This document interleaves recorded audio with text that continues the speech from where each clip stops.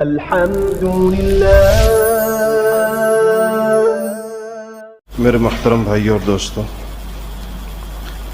اس کائنات میں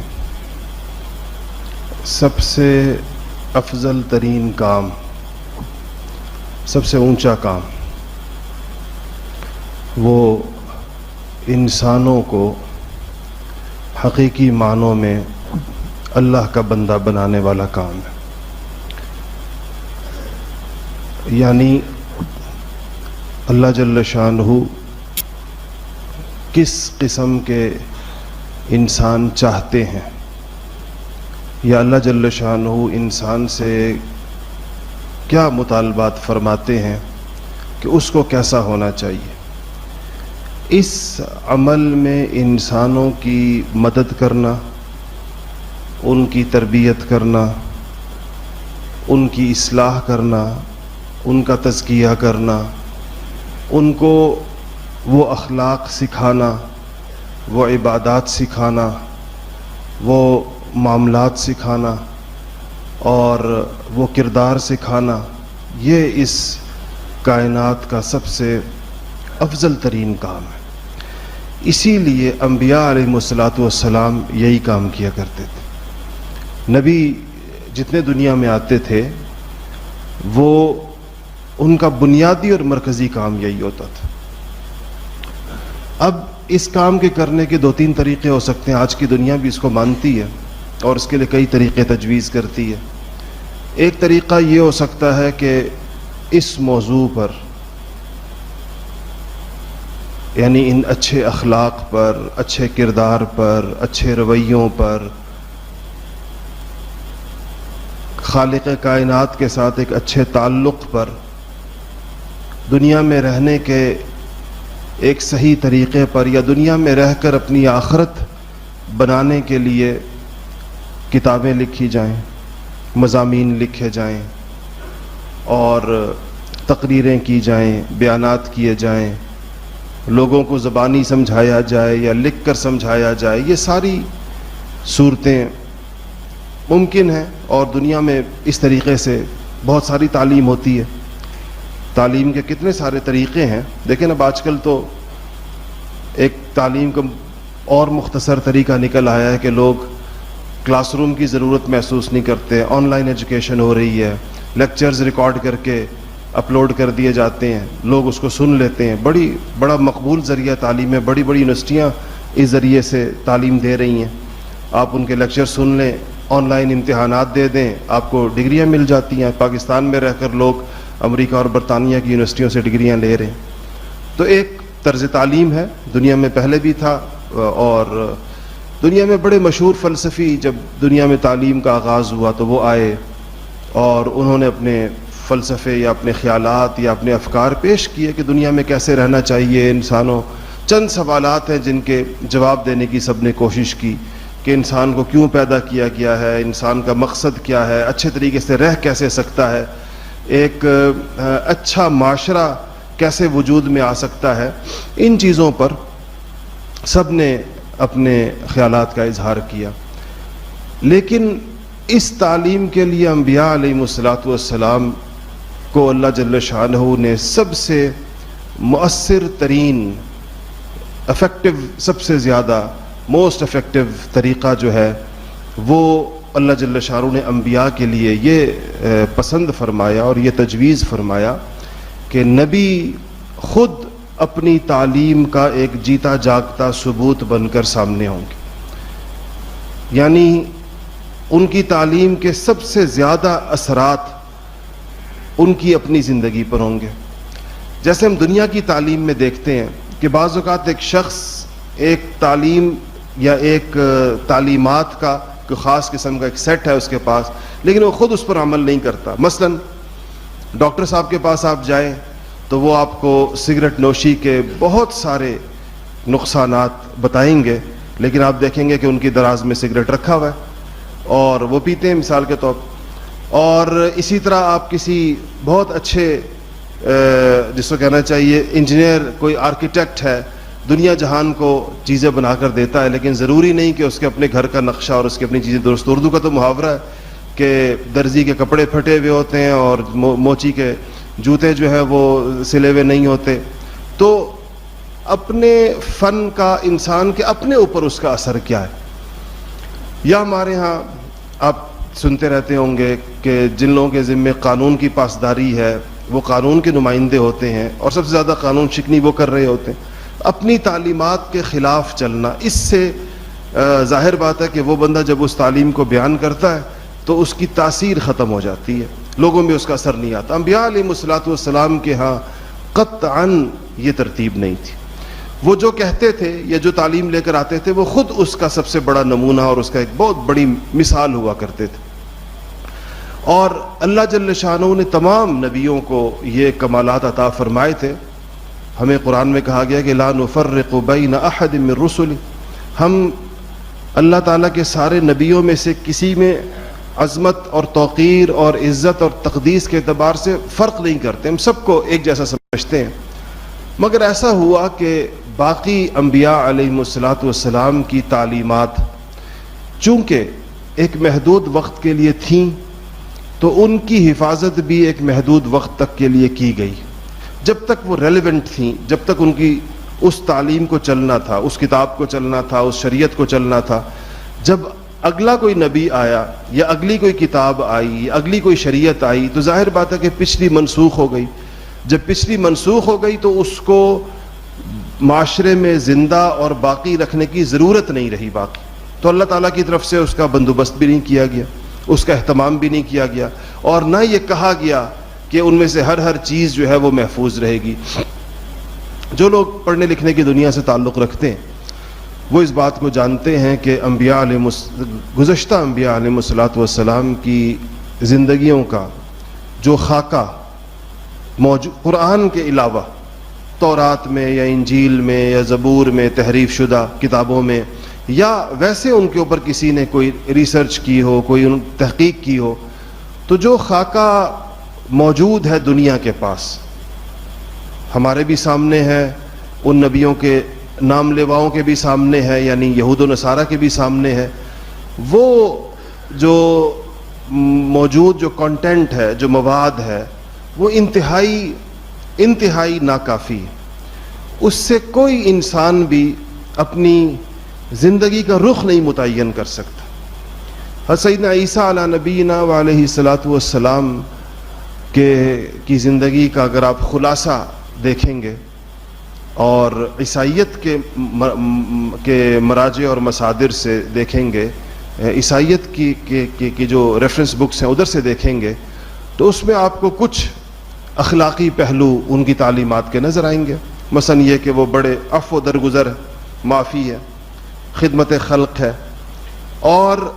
عیسائی دنیا بھی اس بات کو مانتی ہے کہ یہ جو کچھ ان کے بارے میں موجود ہے یہ ان کی صرف آخری 3 سالہ زندگی کی کچھ تفصیلات ہیں. اچھا، عیسیٰ علیہ الصلوۃ والسلام نے نہ حکومت کی، نہ عیسائی یہ دعویٰ کرتے ہیں، نہ حکومتوں کے حوالے سے انہوں نے کوئی تعلیمات چھوڑی جو انہوں نے محفوظ رکھی ہوں یا ان کے پاس موجود ہو. کاروبار، تجارت، اس کے حوالے سے کوئی چیز ان لوگوں کے پاس موجود نہیں ہے. ازدواجی زندگی، عیسیٰ علیہ السلام نے شادی نہیں کی تھی، تو ازدواجی زندگی اور اس کے حوالے سے جتنی بھی اس کی تفصیلات ہیں صلہ رحمی کی اور رشتہ داروں کی، اور وہ ظاہر بات ہے کہ وہاں موجود نہیں ہیں. دنیائے یہود موسیٰ علیہ السلام کا نام لیتی ہے، لیکن یعنی آپ مستند اور غیر مستند کو تو چھوڑ دیں، ان کے پاس جو کچھ ہے اگر آپ اس سب کو مستند بھی مان لیں 1 منٹ کے لیے، جو یقیناً ہم نہیں مان سکتے، اگر آپ مان لیں کہ چلے ان کے پاس جو کچھ ہے جس کو وہ موسیٰ علیہ السلام کی طرف منسوب کرتے ہیں، اگر وہ سارا کا سارا بھی اوتھینٹک ہے اور سارا کا سارا بھی مستند ہے، تو اس کو اگر پڑھا جائے تو وہ کسی انسان کی زندگی کے تمام گوشوں میں رہنمائی نہیں کرتا. اور اس سے نہیں کرتا کہ ظاہر بات ہے کہ یہ نہیں کہ خدا نہ خواستہ یہ بات ہمارے ذہن میں رہے، ایسا نہیں ہے کہ ان انبیاء علیہ الصلوۃ والسلام کی زندگیوں میں کوئی چیز نامکمل تھی یا ان کی تعلیمات میں کوئی چیز نامکمل تھی. نہیں، ہم یہ نہیں کہتے. میں نے تو کہا لا نفرق بین احد من رسولی، ہم اللہ کے رسولوں میں سے تفریق نہیں کرتے. ٹھیک ہے، فضیلت کے معیارات، لیکن اس میں سے کوئی چیز رہی نہیں باقی. اور نہ رہنے کی ایک بڑی معقول وجہ تھی کہ قیامت تک کے زمانوں کے لیے جو اسوہ اللہ جل شانہ نے بنایا اور جو نمونہ بنایا وہ محمد الرسول اللہ صلی اللہ علیہ وسلم کو بنایا تھا. انہی کی چیزیں اللہ نے محفوظ رکھنی تھی, انہی کا طرز اللہ نے محفوظ رکھنا تھا, کیونکہ وہ اس میں وہی چیز چلنی تھی, یعنی اسی سکے نے چلنا تھا. اور ان حضرات کی زندگیوں کا جو اصولی پیغام تھا, جو جس میں کوئی رد و بدل نہیں ہونا تھا, اس کو اللہ جل شانہ نے قرآن کا حصہ بنا دیا. وہ سب کا ایک ہی جیسا ہے. وہ بتا دیا کہ یہ وہ اصولی چیزیں ہیں. مثلا ان حضرات نے توحید کی بات کی, توحید میں کوئی رد و بدل تو نہیں ہونا تھا, تو ان کے توحید کے جملے اور ان کے توحید کے کلمات وہ قرآن پاک کے اندر موجود ہیں. ان حضرات نے آخرت کی بات کی, آخرت کی آمد کی کہیں, تو آخرت ایک عقیدہ آخرت ایسا ہے کہ کوئی تبدیل تو نہیں ہوتا, ساری امتوں کے لیے ایک جیسا تھا. اس کا خلاصہ قرآن پاک میں اللہ جل شانہ نقل کر دیا. تو گویا پچھلے انبیاء علیہ الصلوۃ والسلام کی زندگی یا ان کی دعوت یا ان کے پیغام یا ان کی نبوت یا ان کے کام کے دو حصے تھے. ایک حصہ تھا اصولی, جس نے چینج نہیں ہونا تھا, جیسے کہ عقائد ہیں, جیسا کہ بنیادی اور مرکزی تعلیمات ہیں, اس کو تو محفوظ رکھا قرآن پاک نے. قرآن نے بھی اس کا تذکرہ کر دیا ان کی زندگیوں کا. ان کی زندگی کا ایک تعلیمات کا ایک حصہ تھا جو ان کی امت کے لیے یا ان کی قوم کے لیے یا ان کے جو ان کا جتنا زمانہ یا دورانیہ تھا وہ اس وقت تک کے لیے ریلیونٹ تھا. اس کو اللہ جل شانہ نے اس وقت تک محفوظ رکھا, اور جب اگلا نبی اور نئی شریعت اور نئی ترتیب آ گئی تو اس کی حفاظت ان کے مذہبی پیشواؤں کے ذمے تھی. وہ اس کو انہوں نے نہیں کیا, اور اس میں رد و بدل کر دیا, اس کو بدل دیا. کوئی چیز اس کی صحیح معنوں میں موجود نہیں تھی, نہیں رہی. رسول اللہ صلی اللہ علیہ وسلم کی نبوت کی حیثیت بالکل اور ہے. سب سے بڑی اور اہم چیز تو یہ کہ آپ کی نبوت کے بعد کسی اور نبوت نے نہیں آنا تھا, آپ کے بعد کسی نبی نے نہیں آنا تھا, آپ کے بعد کسی شریعت نے نہیں آنا تھا, کسی کتاب نے نہیں آنا تھا. تو قیامت تک کے لیے طے ہو گیا تھا کہ آپ نبی آخر الزماں ہیں. رسول اللہ صلی اللہ علیہ وسلم نے خود اپنی نبوت کی جو مثال دی, آپ نے فرمایا کہ میری نبوت کی مثال ایسے کہ جیسے کوئی شخص ایک بہت ہی شاندار عمارت بنائے, ایک حسین و جمیل عمارت بنائے, مگر اس میں ایک اینٹ کا خلا رہ جائے, اور دیکھنے والا جب اس عمارت کو چاروں طرف سے دیکھے تو وہ اس کے حسن و جمال اور اس کی خوبصورتی کے اوپر دنگ رہ جائے, مگر اس ایک اینٹ کا جو خلا ہے اس کو وہ نہ سمجھ پائے کہ یہ کیوں چھوڑ دیا گیا. تو فرمایا کہ وہ آخری اینٹ میں ہوں, اور میں نبی آخر الزمان, آخری نبی ہوں, کہ میرے ذریعے سے نبوت کی اس عمارت میں اللہ جل شانہ نے اس کی تکمیل فرمائی. اس سے پہلے بھی یعنی آپ کو پتہ ہی ہے کہ 1 لاکھ سے زائد انبیاء علیہ الصلوۃ والسلام آئے, تو ان سب نے گویا دین کی اس عمارت کے اندر ان سب کا ایک حصہ ہے, اور وہ سارے کے سارے اس میں موجود ہیں. رسول اللہ صلی اللہ علیہ وسلم کی اس نبوت کی اس خاصیت کا جو تقاضا تھا, اس خصوصیت کا جو تقاضا تھا, وہ آپ کی زندگی کے تمام چیزوں کی حفاظت, کہ آپ کی زندگی کی ہر چیز محفوظ رہے گی, اور اتنی چھوٹی چھوٹی چیزیں بھی محفوظ رہیں گی کہ لوگوں کو اس پہ تعجب ہوگا کہ اس کا تذکرہ کرنے سے کیا فائدہ. جس طرح آپ کی تعلیمات پر مشرکین مکہ جب صحابہ کرام کو آپ صلی اللہ علیہ وسلم کی ساری تعلیمات کا مذاکرہ کرتے ہوئے دیکھتے تھے تو وہ اس پر حیران ہوتے تھے, اور پوچھا انہوں نے باقاعدہ صحابہ سے کہ کیا تمہارے نبی تمہیں بیت الخلاء جانے کا اور وہاں فارغ ہونے کا طریقہ بھی تمہیں بتاتے ہیں؟ یعنی ان کا خیال تھا اس سے نبی کی اتنی اونچی تعلیمات کا اس چیز سے کیا تعلق ہو سکتا ہے. تو حضرات صحابہ بڑے فخر سے کہتے تھے کہ ہاں, ہمارے نبی صلی اللہ علیہ وسلم نے ہمیں یہ طریقے بھی سکھائے ہیں اور ہمیں طریقے ہی بتائے ہیں. زندگی کا وہ حصہ جو بہت ہی نجی ہے, بہت ہی زیادہ پرسنل ہے, یعنی کسی شخص کی اپنی بیویوں کے ساتھ ان کے نجی مراسم, ان کے تعلقات اور اس کی ترتیب. صحابہ جیسے معاشرے میں جہاں حیا اور پردہ اپنے پورے عروج پر لے جایا جا چکا تھا, اس کی تفصیلات تک اس امت کے لیے محفوظ رکھی گئیں, اور یہ ضابطہ اور قاعدہ طے ہوا کہ شریعت کے معاملات میں پوچھنے کے لیے, سوال کرنے کے لیے حیا کو رکاوٹ نہیں بنایا جائے گا. یعنی یہ نہیں سمجھا جائے گا کہ یہ چیز حیا کے خلاف ہے اس لیے اس پر سوال نہیں ہوگا، اس میں انسان جو مرضی اس کو اس کی اجازت ہونی چاہیے، وہ بھی حضور صلی اللہ علیہ وسلم کی شریعت میں ایسا نہیں رکھا گیا۔ صحابہ نے کھل کر سوالات کیے، خود آپ صلی اللہ علیہ وسلم سے بھی، اور حیرت کی بات یہ ہے کہ پردے میں آ کر ازواج مطہرات سے بھی، ان سے بھی پوچھا، اور کبھی ان سوالات کے اوپر مدینہ کے معاشرے میں یا آپ صحابہ کے معاشرے میں یہ نہیں سمجھا گیا کہ یہ سوال کیوں اٹھایا گیا، یہ سوال کیوں پوچھا گیا، بلکہ ان کا ذہن یہ بن چکا تھا کہ چھوٹی سے چھوٹی چیز میں زندگی اسی طرح گزارنی ہے جس طرح رسول اللہ صلی اللہ علیہ وسلم ارشاد فرما کر گئے ہیں یا کر کے گئے ہیں۔ آپ کا ہر عمل جو ہے اس کو زندہ، یہ اس امت کی خصوصیت تھی کہ سب سے پہلے تو ہر چیز پوچھی گئی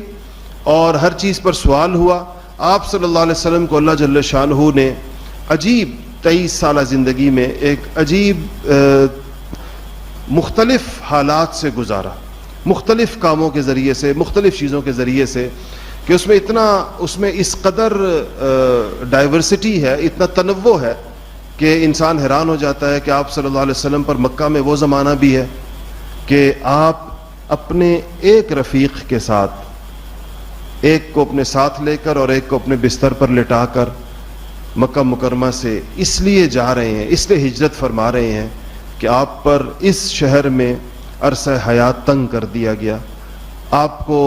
دعوت دینے میں مشکلات ہیں، عبادت میں مشکلات ہیں، اپنے کام میں مشکلات کا تو آپ نے سامنا کیا 13 سال، لیکن وہ مشکلات اب اس حد تک بڑھ گئی ہیں اور وہ لوگ اس قدر آپ کے جان کے درپے ہو چکے ہیں کہ اللہ جل شانہ کے حکم سے آپ نے بالآخر شہر چھوڑا۔ کوئی شہر چھوڑ دینا، اپنے گھر سے نکل جانا، اپنا گھر بار اور اپنی ہر چیز چھوڑ دینا کسی انسان کی مظلومیت کی یا اس کی بے بسی کی ایک آخری حد ہوتی ہے، اور پھر یہ دور بھی آپ کا موجود ہے اور اس کی تفصیلات موجود ہیں، اور پھر چند سال کے بعد اسی شہر میں آپ فاتح کی حیثیت سے داخل ہوتے ہیں۔ پورے شہر کے انسانوں کی زندگی آپ کے رحم و کرم اور آپ کے اشارہ ابرو پر ہوتی ہے کہ آپ اشارہ بھی کریں۔ ایک انتہائی گستاخ شخص آیا اور اس نے کہا کہ یا رسول اللہ مجھے پناہ دے، مجھے امن دے دیجیے۔ یہ وہ شخص تھا جس کے جرائم میں ایسے جرائم تھے کہ ناقابل معافی اور ناقابل عفو تھے، اس پر صحابہ کا خون تھا، اس نے انتہائی سب و شتم کیا تھا، بہت زیادہ، بہت بڑا وہ شاتم رسول تھا۔ تو اس نے آ کر آپ سے ایک دم سامنے آ کر آپ سے معافی کا طالب ہوا، تو آپ نے کہا کہ ہاں تمہیں امان، تمہیں معافی، تمہیں امان ہے۔ تو بعد میں صحابہ کو اس کی معافی پر تعجب ہوا کہ اس کو کیسے معافی مل گئی، یہ تو کسی بھی اعتبار سے معافی کا مستحق نہیں ہے۔ تو آپ نے فرمایا کہ اگر میرے معاف کرنے سے پہلے، یعنی وہ تو اس کے جرائم تو ایسے تھے کہ اگر تم میں سے کوئی آگے بڑھ کر اس کا کام تمام کر دیتا تو بھی ٹھیک تھا، مطلب اس میں کوئی حرج نہیں تھا، لیکن جب اس نے مجھ سے معافی مانگ لی اور میرے سامنے کھڑا ہو گیا تو میں نے اس کو معافی، تم لوگوں نے اس سے پہلے، تو صحابہ نے کہا کہ یا رسول اللہ آپ ہمیں اشارہ فرما دیتے، مطلب جو اس نے بات کی تو بجائے اس کو جواب دے کر معافی دینے کے، اگر آپ ہمیں اشارہ کر دیتے، آنکھ سے اشارہ کر دیتے کہ اس کا کام تمام کر دو تو ہم کر دیتے۔ تو آپ نے فرمایا کہ اللہ کے نبی کے لیے یہ مناسب نہیں ہے کہ وہ اشارے کرے، یعنی وہ چھپی ہوئی اس بندے کو پتہ نہ ہو اور میں کوئی ایسا اشارہ اس کے بارے میں کروں جس سے تم لوگ، یہ اللہ کے نبی کے اخلاق کے خلاف۔ کہنے کا مقصد یہ کہ لوگوں کی زندگیاں آپ کے اشارے پر آ چکی تھی، اور یہ ایک اتنا بڑا فرق ہے۔ اس وقت کے بھی احکامات موجود، بعض انبیاء علیہ السلام کی زندگیوں میں جنگ کی نوبت نہیں آئی، لشکروں کی قیادت کی نوبت نہیں آئی، ان کی تعلیمات کے رسول اللہ صلی اللہ علیہ وسلم کی زندگی میں اتنے زیادہ غزوات تھوڑے سے عرصہ حیات کے اندر، جو مدینہ کی زندگی کی دوسری ہجری سے لے کر آپ کی وفات تک کا جو زمانہ ہے، اس میں ایسے پے در پے اور یکے بعد دیگرے، اور ہر غزوے کی نوعیت دوسرے سے مختلف ہے۔ ہر ایک میں علماء نے کتاب المغازی کے نام سے حدیثی کتابوں میں، مستقل سیرتی کتابوں میں غزوات کو جو آپ صلی اللہ علیہ وسلم کی ہیں، جو بدر سے شروع ہوتی ہیں، بڑا غزوہ بدر سے پہلے بھی ہوئی ہیں چھوٹے چھوٹے مارکے، لیکن جو بڑا مارکا غزوہ بدر سے جو شروع ہوتا ہے، اور آپ کی حیات کے آخر تک جو غزوہ اور سرایا جن سے آپ کا سابقہ ہوا، اس کی اتنی تفصیلات قلم بند کی ہیں کہ اس پہ مستقل بڑی بڑی تصنیفات ہیں، اور بہت شروع کے زمانے میں وہ لکھی گئی ہیں. تو یہ جو اس کو عربی میں تنوع کہتے ہیں، یعنی ایک ڈائیورسٹی، ہر قسم کی اس میں دور ملے گا. اس میں وہ زمانہ بھی ملے گا کہ آپ کے گھر میں فاقے ہیں، اور وہ زمانہ بھی ملے گا جب غنیمت کی بہتات ہے، اور وہ زمانہ بھی ملے گا جب آپ کے ساتھ کوئی نہیں ہے، اور وہ زمانہ بھی ملے گا جب آپ کے ساتھ 1.25 لاکھ یا 1,40,000 رفقا حجۃ الوداع کے موقع کے اوپر آپ کے ساتھ. یہ آپ نے جو محنت اس 23 سال کے عرصے میں کی تھی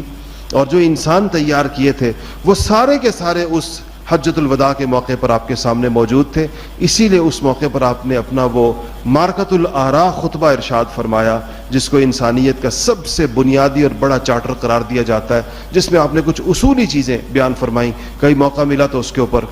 تفصیلی گفتگو کریں کہ آپ نے اس موقع پہ کیا کیا کچھ ارشاد فرمایا تھا. تو یہ دونوں ادوار آپ نے دیکھے.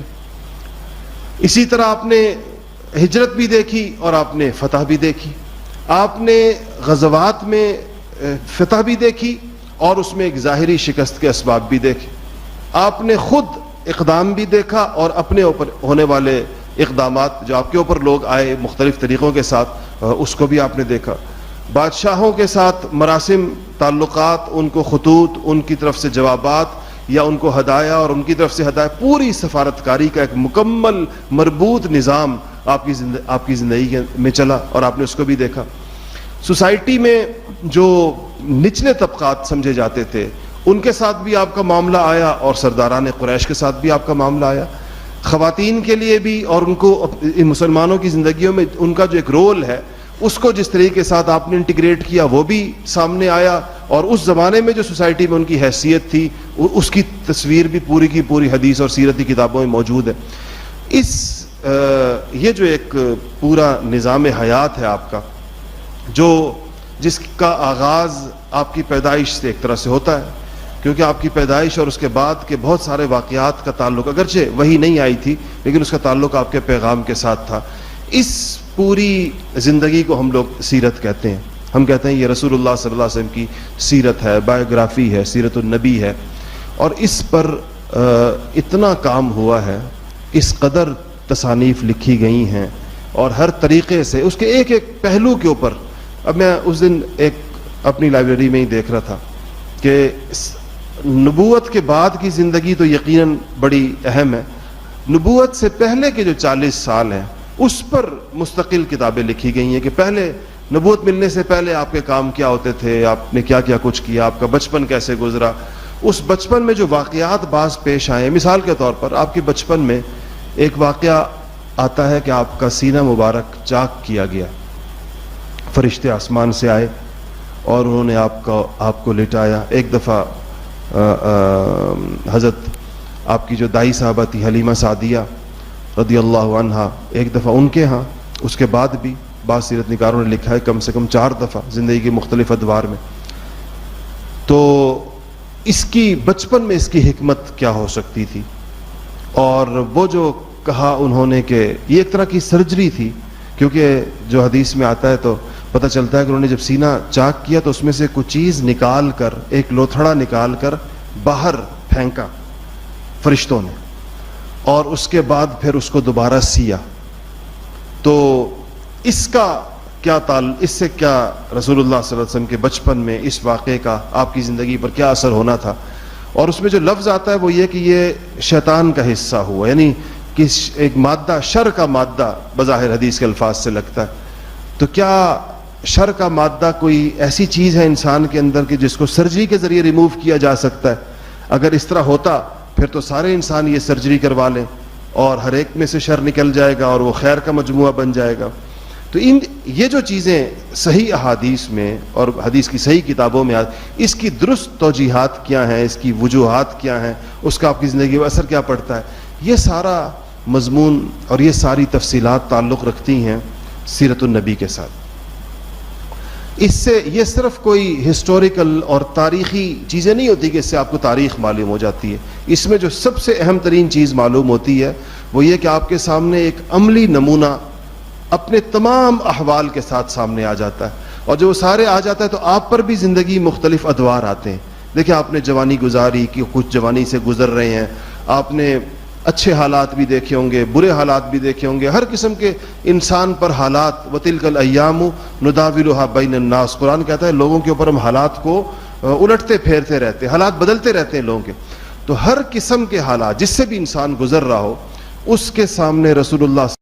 صلی اللہ علیہ وسلم کی ذات مبارک کا ایک نمونہ اس کے سامنے ہوتا ہے کہ آپ صلی اللہ علیہ وسلم نے ان حالات میں ایسے کیا، اس زندگی کے اس دور میں ایسے کیا، اس زندگی کے اس مرحلے کے اوپر آپ نے ایسے کیا. اور یہی وہ چیز ہے جس کو اللہ جل شانہ نے ہمارے فرمایا کہ تم لوگوں کے لیے رسول اللہ صلی اللہ علیہ وسلم کی ذات میں اسوہ ہے اور نمونہ ہے. اس کے لیے ضروری ہے کہ ہمیں سیرت کی ایک ترتیب معلوم ہو اور ہمیں ایک پورا نقشہ ہمارے ذہن میں موجود ہو کہ رسول اللہ صلی اللہ علیہ وسلم کی حیات مبارکہ آپ کی پیدائش سے لے کر آپ کی وفات تک، اور آپ کی وفات کے بعد کے جو 30 سال جس کے بارے میں آپ نے ارشاد فرمایا کہ میرے بعد 30 سال تک میرے ہی نہج پر اور میرے ہی طرز پر مسلمانوں کا نظام قائم رہے گا، یعنی خلافت راشدہ کہ جو 30 سال ہے، اس کو اگر اس کے ساتھ جوڑ لیا جائے تو یہ 30 سال اور آپ کی حیات کے اگر آپ پورے 63 سال لیں تو 63 سال، یا پھر اگر آپ اس کے آخری 23 سال لیں تو یہ کوئی نصف صدی تقریباً بنتی ہے. اس نصف صدی سے مسلمانوں کی آگاہی کم سے کم ایسے ہونی چاہیے جیسے ایک پوری تصویر اور ایک پورا نقشہ ان کے سامنے ہو. اس کے لیے ایک تجویز میرے ذہن میں ایک ترتیب یہ ہے کہ ہم انشاءاللہ اگلے جمعے سے سیرت کو ایک ترتیب کے ساتھ شروع کریں گے، اور ارادہ یہ ہے کہ یہ 50 ہفتوں میں ختم ہو جائے.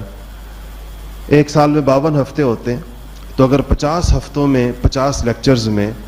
یہ پوری ہو جائے تو آپ کے سامنے ایک پورا نقشہ اس کا آ جائے گا. اور اس میں صرف یہ نہیں کہ آپ کو اس کی تاریخ بتائی جائے، جو اس کا سب سے اہم حصہ ہے اور وہ ہے کہ اس سے درس کیا ملتا ہے. مثلا غزوہ بدر ایک اس کی ہسٹری ہے، ایک اس کی تفصیلات ہیں، ایک اس کے واقعات ہیں، یہ ہوا یہ ہوا یہ ہوا، بڑا امپورٹنٹ بڑا اہم چیز ہے.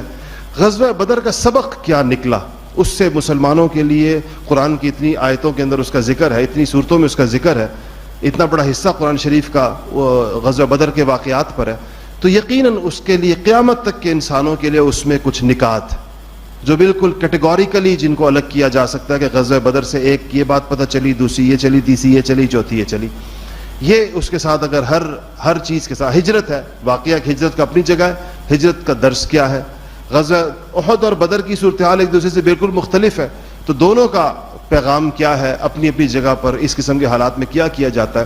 اس کے لیے انشاءاللہ اللہ نے چاہا تو اگلے ہفتے سے اس کو شروع کریں گے. اور میں اس بات کی کوشش کروں گا کہ ہم اس کو بر وقت ٹھیک 12:45 پر اپنی بات شروع کریں اور 1:25 پر اس کو ختم کریں، 5 منٹ سنتوں کے، اور ٹھیک 1:30 بجے ہمارا خطبہ شروع. ہم یہاں جب جمعے کا وقت 1:30 بجے لکھتے ہیں تو یہ بات یاد رکھیں کہ خطبے کا وقت لکھتے ہیں، نماز کا وقت نہیں لکھتے، اس لیے کہ خطبہ جو ہے یہ نماز کے واجب ہے. جمعے کا خطبہ باقی نمازوں میں تو کوئی اور چیز نہیں ہے، سیدھی نماز ہے تو اسے نماز کا وقت لکھا جاتا ہے. جمعے کا خطبہ جو ہے وہ جمعے کی نماز کے ساتھ، بعض علماء نے لکھا ہے کہ یہ ظہر کی نماز کے جو 4 رکعتیں 2 کی گئی ہیں جمعے میں، وہ اس لیے کہ 2 رکعتیں نماز ہے، 2 رکعتوں کا خطبہ ہے، اس لیے 2 خطبے ہیں. ایک خطبہ 1 رکعت کے عوض میں ہے، یعنی 1 رکعت کی جگہ 1 خطبہ، دوسری رکعت کی جگہ دوسرا خطبہ، اور پھر 2 رکعتیں نماز جمعہ کی، یہ ظہر کی نماز کا جو کے ساتھ اس کا. تو اس لیے اس کو انشاءاللہ اس ترتیب کے ساتھ، البتہ اس میں بعض اوقات کوئی درمیان میں کوئی اہم موضوع ایسا آ سکتا ہے کہ جس کی وجہ سے ہم اس کو ایک جمعے میں کوئی اور بات اگر آ گئی، لیکن یہ انشاءاللہ اپنی ترتیب سے اگلے ہفتے شروع کریں گے. آپ کوشش کریں کہ ماشاءاللہ بر وقت ہی آتے ہیں. میں جب آتا ہوں تو برآمدے تک لوگ بیٹھے ہوئے ہوتے ہیں، اندر تو بالکل جگہ نہیں ہوتی. مجھے لوگ بتاتے ہیں کہ 12:30 بجے مسجد بھر جاتی ہے تقریباً. تو ماشاءاللہ آپ لوگ آتے تو بر وقت ہیں، لیکن یہ ہم ایک نیا سلسلہ انشاءاللہ شروع کر رہے ہیں. ہم یہ کوشش کریں گے کہ اس کے کچھ اس جمعے کے جو ہنٹس ہیں جس موضوعات پہ بات ہوگی وہ اس سے پہلے انشاءاللہ اس کا وہ کر دیں گے. ہمارے جو ساتھی ہمارے ساتھ واٹس ایپ گروپس پر ہیں، نہیں تو باہر ایک اشتہار لگا ہوا ہے، آپ اس کو سبسکرائب کر لیں واٹس ایپ گروپوں کو، اس میں اس کے پوائنٹس آ جائے کریں گے کہ اس جمعے کو اس موضوع پر ان نکات کے حوالے سے گفتگو ہوئی. تو آپ ذرا زیادہ اس کے لیے ذہنی طور پر تیار ہو کر بیٹھیں گے. ان 50 لیکچرز کو اگر آپ ترتیب سے سن لیں تو مجھے اس بات کی امید ہے کہ ایک پورا نقشہ آپ کے ذہن میں قائم ہو جائے گا، اور یہ معلومات کا جو ایک منتشر معلومات ہوتی ہیں، یہ بعض اوقات غیر مستند معلومات ہوتی ہیں، وہ دھل دھلا کر مستند چیزیں آپ کو پتہ چل جائیں گی، اور وہ اس میں چیزیں ایک مرتب بھی ہو جائیں گی، آپ کو اس کی ترتیب بھی معلوم ہو جائے گی۔ یہ بڑا ایک اہم ترین کام ہے، اگر اللہ جل شانہ نے زندگی دی اور زندگی رہی تو انشاءاللہ 1 سال میں یہ پورا ہو جائے گا۔ اللہ جل شانہ ہمیں عمل کی توفیق نصیب فرمائے۔ وآخر دعوانا الحمدللہ رب العالمین۔